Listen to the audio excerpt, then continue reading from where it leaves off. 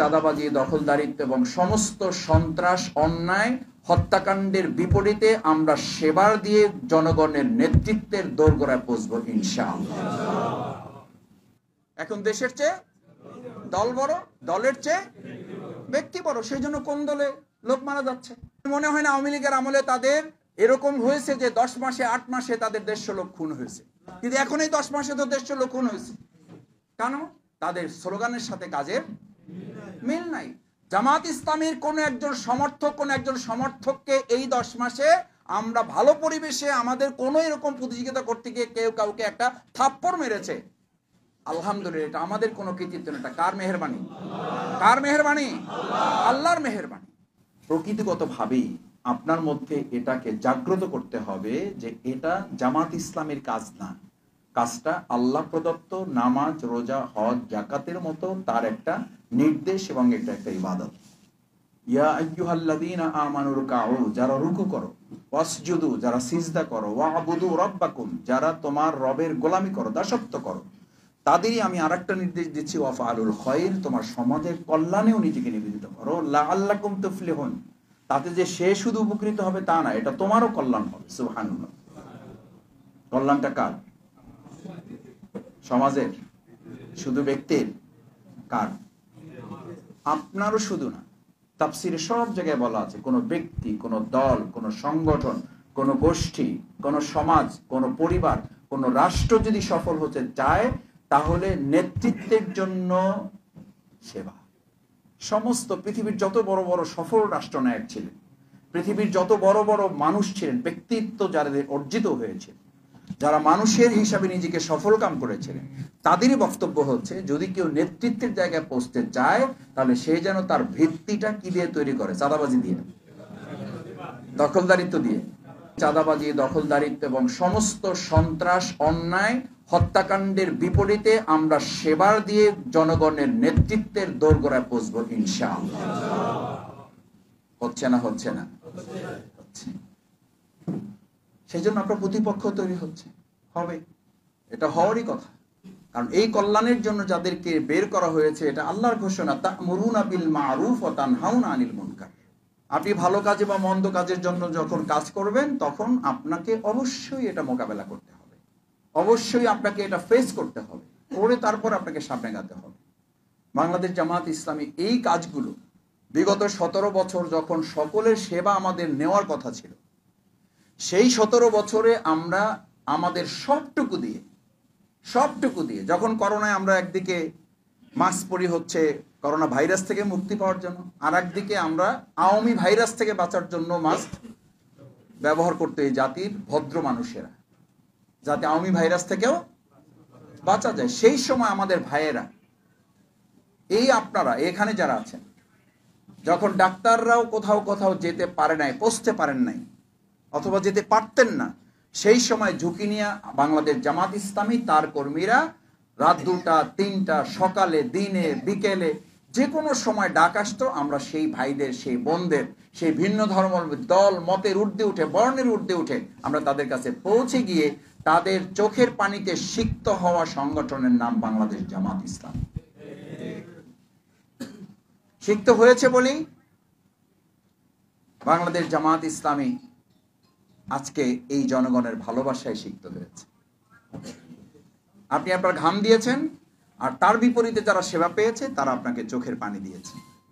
ঘাম এবং চোখের পানি যে জমিনে একসাথে হয়, আর ওই জমিনে যদি শহীদের রক্ত সেখানে ঝরে, তাহলে রক্ত, ঘাম এবং চোখের পানি মিশ্রিত কোনো ময়দান ইসলামী আন্দোলনের বিজয় ছাড়া সেখানে অন্য কোনো বিজয় কেউ নিশ্চিত করতে পারে না।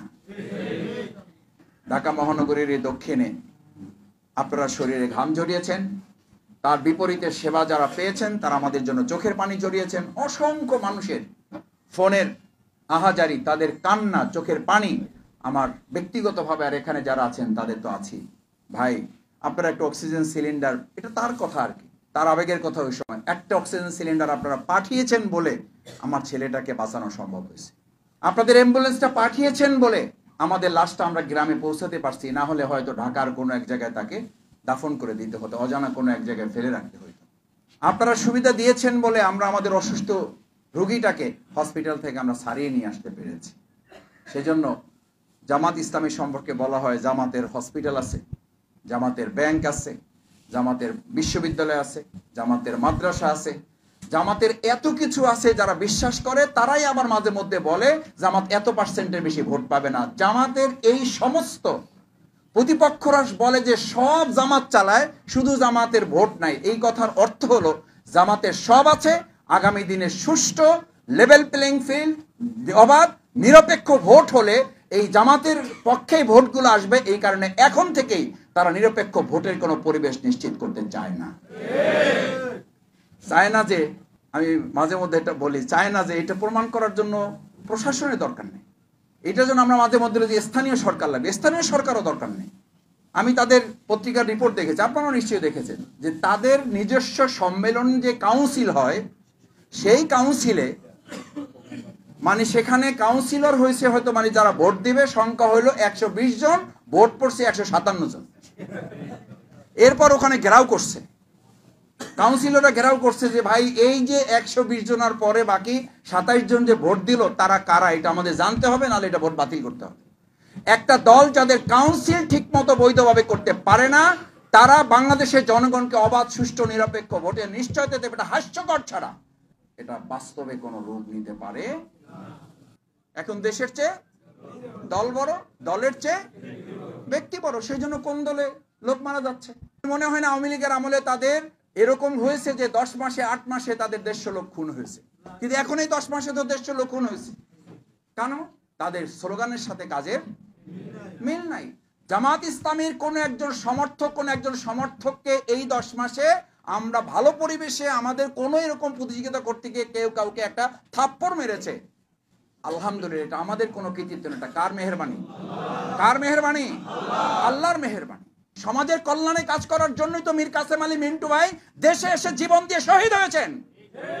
ওনাকে বলা হয়েছিল আপনি দেশে আসার দরকার নাই, উনি বলেছেন আমি আমার যে কল্যাণমূলক কাজগুলো করেছি, আমার হাসপাতাল, আমার ব্যাংক, আমার পত্রিকা, আমার টেলিভিশন, এই কাজগুলো তো আমার না, এই কাজগুলো দেশের মানুষের কল্যাণের জন্য করেছি। যদি আমি মরি আমার দেশে মরবো, আমার এই সমাজ কল্যাণের প্রতিষ্ঠানে বসে আমি শহীদ হব, তারপর এগুলো থেকে আমি পিছু হটবো না। শহীদ আব্দুল কাদের মোল্লা ভাই একইভাবে দেশের কল্যাণে নিজেদেরকে নিবেদিত করেছিলেন। শহীদ মাওলানা মতিউর রহমান নিজামী ভাই, উনি তো ওনার পরিবারকে স্পষ্ট বলেছেন আমার রক্তের উপর দিয়ে যদি এরকম একটা সুন্দর কল্যাণমূলক রাষ্ট্র গঠিত হয়, তাহলে আমার মতো শহীদ নিজামীর রক্তের কোনো মূল্য নাই। এই দেশকে আগে কল্যাণমূলক রাষ্ট্র হিসেবে প্রতিষ্ঠায় যদি আমার রক্ত কাজে লাগে আমি দিতে প্রস্তুত আছি। আপনারা সেই আন্দোলনের অনুসারী। সুতরাং আমাদের ভাইয়েরা তো সেই জীবন বাজি রেখে এই সমাজ পরিবর্তনে, সমাজের কল্যাণ প্রতিষ্ঠা করার জন্য তারা কাজ করেছেন, ইবাদত হিসেবে এটাকে তারা নিয়েছেন, এবং সেই ইবাদত করতে গিয়ে তারা আত্মসমর্পণ করেন নাই। আপনাদের ভালো মনে আছে এই জাতির কল্যাণে আমরা টিপাই মুখ বাদের ব্যাপারে যখন প্রথম কথা বলতে মাঠে নেমেছি, সেই সময় থেকে আমাদের বিরুদ্ধে আন্দোলন করা শুরু হয়েছে। তারপর থেকে আমাদের নেতৃবৃন্দকে টার্গেট করেছে পার্শ্ববর্তী রাষ্ট্র এবং রাষ্ট্রের এই দেশের কতিপয় দালালেরা। টিপাই মুখ বাদ নিয়ে আমরা কথা বলেছি, আমাদের অপরাধ ছিল এটা। সুতরাং বাংলাদেশ জামাত ইসলামী সমাজ কল্যাণমূলক কাজের এই প্র্যাকটিসটি হঠাৎ করে আজকে নতুন কোনো প্রভাবিত বিষয় নয়।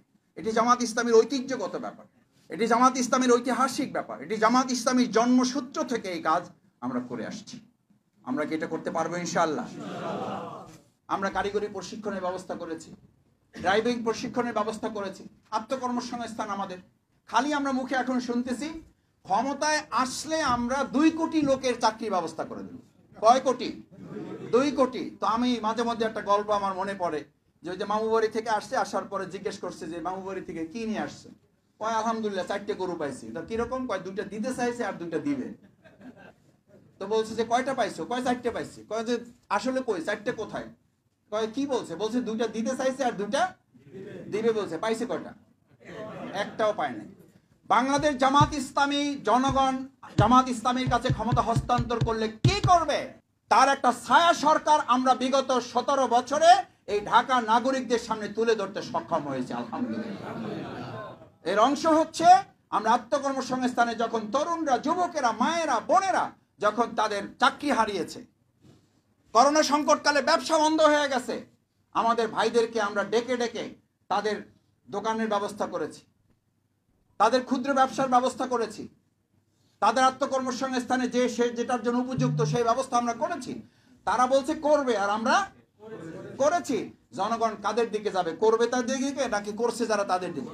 আমরা জনগণের কাছে সিদ্ধান্ত ছেড়ে দিলাম। আমরা আশা করি জনগণ নিশ্চয়ই জামাত ইসলামীকে মূল্যায়ন করবে এবং অন্য যারা কথা বলেন তাদেরকেও মূল্যায়ন করবে। আমিরে জামাত একটা কথা বলেন, বাংলাদেশ জামাত ইসলামীর সাথে অন্যান্য রাজনৈতিক দলের অন্য অনেক পার্থক্য আছে, তার মধ্যে একটা মৌলিক পার্থক্য হচ্ছে জামাত ইসলামী যা করে সেটা বলে, আর যা বলবে সেটা অবশ্যই করবে, এবং করবে বলেই জামাত ইসলামীর 10 জন নেতাকে অন্যায়ভাবে হত্যা করা হয়েছে, তারপর আমাদের কথা থেকে আমরা এক চুল পরিমাণে সরে যাই নাই।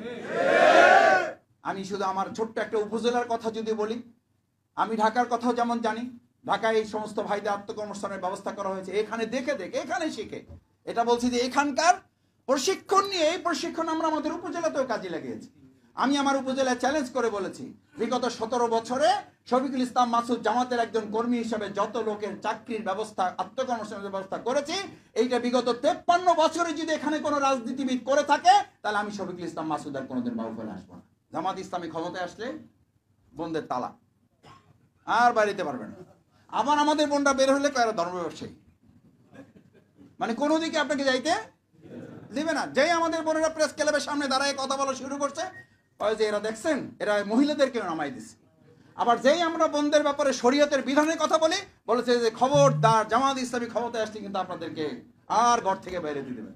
রাসূল করিম সাল্লাল্লাহু আলাইহি ওয়াসাল্লাম এমন একটা কল্যাণমূলক রাষ্ট্রের কথা বলেছিলেন, এই রাষ্ট্রে একজন যুবতী সুন্দরী রমণী অন্ধকার রাতে তিনি তার বাসার দিকে হেঁটে যাবেন, তার মধ্যে এক আল্লাহ ছাড়া কোনো ভয় কাজ করবে না। বাংলাদেশ জামাত ইসলামী এরকম একটা রাষ্ট্র কায়েম করবে ইনশাআল্লাহ। এটা সম্ভব না? সম্ভব না? সম্ভব। আমির জামাতের কথা আপনি বুঝেন নাই, কিন্তু আপনার সুপ্রিম কোর্টের নেতা কিন্তু ঠিকই ভালো করে বুঝছে, এবং আজকে সংবাদ সম্মেলন করে মানে নির্বাচন অনির্দিষ্টকালের জন্য স্থগিত ঘোষণা করেছেন। আপনি কোন স্বার্থে করেছেন আমরা জানি না, কিন্তু কথা সত্য বলেছেন। এই কথাটাই তো আমির জামাত বলতেছেন যে নির্বাচন গুরুত্বপূর্ণ, কিন্তু নির্বাচনে সুষ্ঠু লেভেল প্লেইং ফিল্ড তার চেয়েও গুরুত্বপূর্ণ। আমরা এই জন্য বিচারের কথা বলেছি। বিচার না করলে, আগাছা দমন না করলে, ফসলে পোকা দমন না করলে আপনাকে সমাজের কল্যাণ করতে হবে, কিন্তু অকল্যাণ দূর করার জন্য তো বলা হয়েছে তা'মুরুনা বিল মারুফ ওয়া তানহাউনা আনিল মুনকার। সৎ কাজের আদেশ করতে হবে, অসৎ কাজের নিষেধ প্রতিরোধ করে চলতে হবে। রাজপথে অন্যায় অসত্যের মোকাবেলায় নেতৃত্ব আমরাও দিতে পারি। আমরা দিয়েছি বলে আমাদেরকে নিষিদ্ধ করা হয়েছে, আমরা দিয়েছি বলে আমাদের প্রতীক হরণ করা হয়েছে, আমরা করেছি বলে আমাদের নিবন্ধন বাতিল করা হয়েছে। আর কোন দলকে করা হয়েছে? এই মুহূর্তে দরকার, এই মুহূর্তে দরকার এই সংস্কার না করলে একটা প্রহসনের নির্বাচন হবে, তাতে কোনো, এটা বুঝতে কি মানে মাস্টার ডিগ্রি পাস করা লাগবে? আপনি মুখে এক কথায় বলেন, দ্বিচারিতা তো আপনারা করেন, আপনাদের বক্তব্য তো দ্বিচারিতা। একদিকে বলেন ফ্যাসিস্টরা এখনো সরকারের কানায় কানায় বসে আছে, তো কানায় কানায় বসে আছে, সেই কানায় কানায় বসে থাকা দোসর দিন নিয়ে আপনি ইলেকশন করবেন কিভাবে? আপনি পাগল হয়ে গেলেন কেন নির্বাচনের জন্য? তাহলে আমাদের নির্বাচিত সরকারও দরকার, তার আগে বিচার এবং সংস্কারও দরকার। তাদেরই বক্তব্য হচ্ছে এটা ছাত্রদের, শিক্ষার্থীদের আন্দোলন, এই আন্দোলনের সাথে আমাদের কোনো সম্পর্ক নাই। আবার এখন শুনতেছি এই আন্দোলনের কমান্ডার, সেক্টর কমান্ডার একজন ছিলেন নাকি যাত্রাবাড়ি, অথচ ওনাদের দলের নেতাই বলতেছেন এই শিক্ষার্থীদের আন্দোলনের সাথে ওনাদের কোনো। আরে ভাই, আপনি যদি সেক্টর কমান্ডার হন তাহলে আগে আপনার মূল নেতার সাথে কথা বলে তারপরে বক্তৃতা করেন। যখন আপনার নেতারা এটা বলে যে আমাদের সাথে শিক্ষার্থীদের সম্পর্ক নাই, তখন জামাত ইসলামী সাংবাদিক সম্মেলন করে জাতির উদ্দেশ্যে শুধু জামাত ইসলামী ছাত্র শিবির নয়, গোটা জনতাকে রাজপথে বেরিয়ে আসার আহ্বান জানিয়েছে। জনগণ বুঝে বলেই তো জনগণ 53 বছরের সমস্ত পচা গলা পদ্ধতি রেখে এবার নতুন কিছু দেখার জন্য নতুন বাংলাদেশে তারা প্রবেশ করেছে। আমরা নতুন কিছু দিতে চাই, নতুন কিছু দেওয়ার সাহস করেন, নতুন কিছু দেওয়ার জন্য উদ্যোগ গ্রহণ করেন। যদি জামাত ইসলামী হেরে যায়, যাবে। মুখে বলতেছেন জাতীয় সরকার, আসলে অন্তরে অন্তরে আপনি যে জাতীয় সরকার চান না, তার সবচেয়ে বড় প্রমাণ হচ্ছে আপনি এই প্রপোর্শনাল রিপ্রেজেন্টেশনের বিরোধিতা করছেন। প্রত্যেকে আত্মীয় স্বজন, বন্ধু বান্ধব, শুভাকাঙ্ক্ষী, শুভানুদ্দায়ী, সমর্থক, সহযোগী যা আছে, যারা দুর্নীতির বিপক্ষে বলবেন এই প্রোগ্রাম আপনার, যারা চাঁদাবাজের বিপক্ষে বলবেন এই প্রোগ্রাম আপনার, যারা দখলদারের বিপক্ষে এই প্রোগ্রাম আপনার। 2024-এর 5ই আগস্ট রাস্তায় কি শুধু দলের লোকেরা নামছিল, নাকি অন্যায়ের বিরুদ্ধে লোকেরা নামছিল?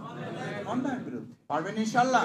কারণ ওই দিনও প্রোগ্রামে মানুষ নেমেছিল অন্যায়ের বিরুদ্ধে, অসত্যের বিরুদ্ধে, দুর্নীতির বিরুদ্ধে, চাঁদাবাজের বিরুদ্ধে, স্বৈরাচারের বিরুদ্ধে। আর আমাদের 19শে জুলাইয়ের প্রোগ্রামটাও দুর্নীতিবাজ, চাঁদাবাজ, সন্ত্রাস, বিচার, সংস্কার, এই সব কিছুর দাবি। পারা যাবে ইনশাআল্লাহ? কিন্তু এটা মানুষের কাছে পৌঁছাইতে হবে। এই পৌঁছানোর দায়িত্ব এখানে যারা আছেন, টার্গেট নিয়ে ঘরে ঘরে এগুলো বাস্তবায়নের মধ্যে দিয়ে আসুন। আল্লাহ সুবহানাহু ওয়া তাআলা যেন আমাদের সমাজের কল্যাণে, মানুষের জন্য কাজ করা, সমাজ কল্যাণমূলক একটা রাষ্ট্র বিনির্মাণের যে দায়িত্ব আল্লাহ সুবহানাহু ওয়া তাআলা আমাদের উপর অর্পণ করেছেন, সেই দায়িত্ব পালনের মধ্য দিয়ে আল্লাহর কাছে যেন হাজির হতে পারে আল্লাহ তাআলা আমাদের তৌফিক দিন। সকলে বলুন আমিন। আসসালামু আলাইকুম ওয়া রাহমাতুল্লাহি ওয়া বারাকাতুহু।